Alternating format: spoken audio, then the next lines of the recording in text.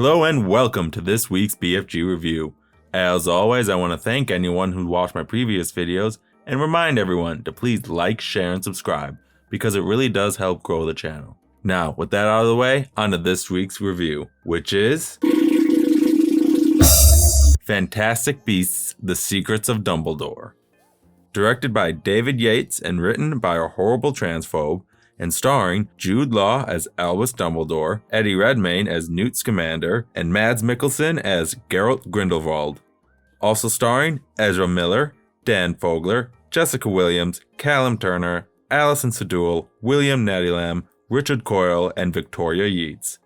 Fantastic Beasts: The Secrets of Dumbledore follows Professor Albus Dumbledore as he learns the powerful dark wizard Geralt Grindelwald is moving to seize control of the wizarding world. Unable to stop him alone due to a blood pact with his former lover, Dumbledore entrusts magizoologist Newt Scamander to lead an intrepid team of wizards, witches, and one brave muggle baker on a dangerous mission, where they encounter old and new beasts and clash with Grindelwald's growing legion of followers.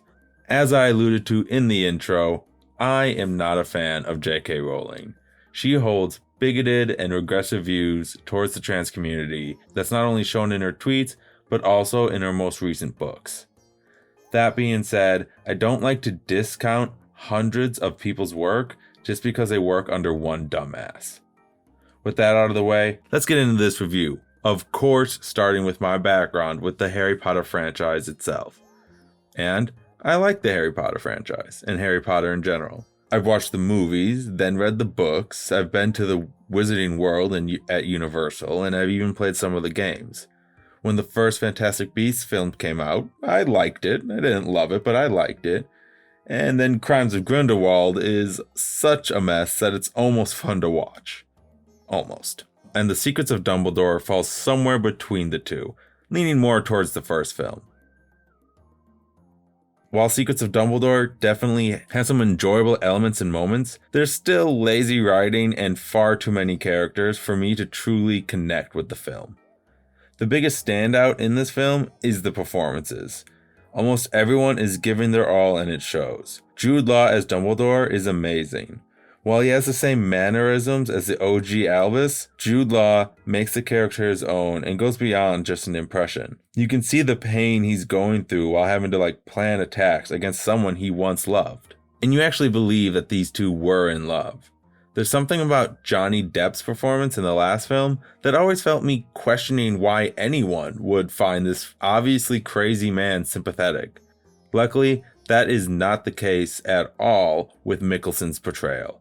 It's much more understandable why and how he could attract a following and Dumbledore. He has this soft-spoken charisma about him that is also hiding a maniac just under the surface that does sometimes slip out. The last standout performance I'll mention was Dan Fogler as Jacob Kowalski. He is so much fun to watch whenever he's on screen, and honestly his character has the biggest arc, learning what it means to be brave. Jacob is hilarious in this film. In fact, most of the humor stems from his character, which is probably why I enjoyed so much of the humor in this film. There's a variety of jokes from quippy lines to physical comedy and visual gags.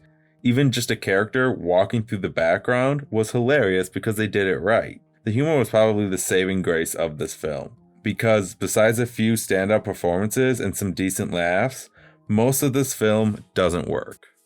And I think that comes down to the story. The story in this film is mostly Dumbledore recruiting a team and planning to attack Grindelwald because he physically can't because of the blood pact. But then it introduces wizard elections, a magical MacGuffin deer, and family drama, which mostly just serves to distract from what we want to see, which is the drama between Grindelwald and Dumbledore. It also decides to replace one of the franchise leads for no real reason. I hope there was probably some scheduling conflicts and that's why she couldn't be in the film, otherwise it doesn't make sense. I feel that the film should have focused more on the Dumbledore/Grindelwald relationship and struggle, rather than the needless side plots and complexities. And even with the film trying to be complex, it ends up being pretty simplistic and fairly predictable. I understand why to make Newt's presence more natural. They chose to center so much of the plot around the MacGuffin deer. That doesn't mean it makes sense. Why have we never heard of this fantastical beast that apparently has the power to see both into the future and into one's soul, and basically decides the magical elections? Speaking of, the wizarding elections make absolutely no sense. The voting process is just shooting colored sparks into the air, and whoever gets the most colors wins. It's basically equivalent to like an applause meter at a bar. The film also decides to double down on Professor McGonagall teaching at Hogwarts in the 30s, even though she was born in the 30s. I will say I enjoyed some of the action/magical duels in the film. There was more than just the shooting red and green spells back and forth. People actually shooting like crystal balls and cauldrons, tearing apart chunks of buildings and buses, using Quidditch balls and duplicating pastries. Someone gets turned into a painting. There are some real creative uses of magic throughout the film, which only makes the climax that much more of a disappointment, because it reverts back to just shooting the red and green lightning back and forth. You're expecting some grand displays of magics?